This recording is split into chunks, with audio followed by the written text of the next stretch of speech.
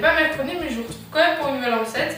En fait, je vais faire pas mal de recettes en ce moment parce que je suis en période de vacances scolaires. Donc je vais vous faire pas mal de recettes.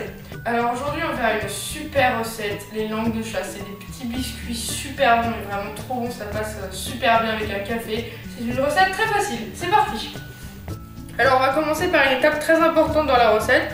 Donc on va faire la réalisation d'un beurre pommade, donc je l'ai déjà réalisé. En fait c'est tout simple, soit vous sortez le beurre quelques heures avant la préparation, soit vous le mettez quelques secondes au micro-ondes, donc 20-30 secondes au micro-ondes, et vous voyez, il doit avoir cette texture, donc c'est comme une crème. Il ne doit pas être fondu, hein, ça n'a rien à voir. Et donc maintenant je vais rajouter tout le sucre glace. Et là je vais réaliser une préparation qu'on appelle crémée en pâtisserie. Donc c'est tout simplement, je mélange le beurre avec le sucre glace. Voilà, donc j'ai réalisé ma crémée. Maintenant je vais rajouter mes 2 blancs d'œufs. Je vais rajouter la poudre d'amande. Et pour finir, la farine. Alors voilà, ma préparation est prête. Donc vous voyez, ça mélange très compact. C'est ce qu'on doit obtenir. Alors voilà, j'ai ma préparation de langue de chat.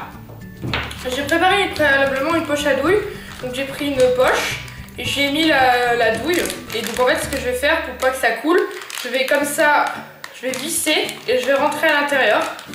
Donc c'est ce qui va me permettre que ça coule pas quand je vais verser la préparation dans la poche à douille.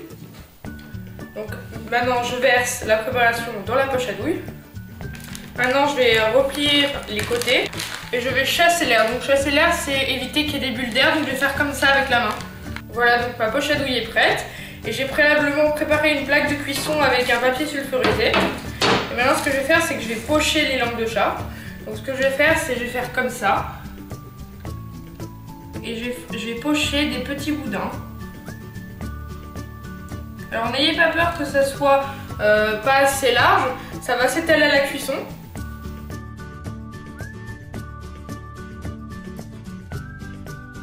Voilà, donc ma plaque de langue de chat est prête. Je vais l'enfourner maintenant 5 à 10 minutes à 200 degrés. Vous voyez que les langues de chat sont prêtes quand sur les côtés elles sont légèrement dorées et au milieu elles ont un petit peu de blanc. Voilà.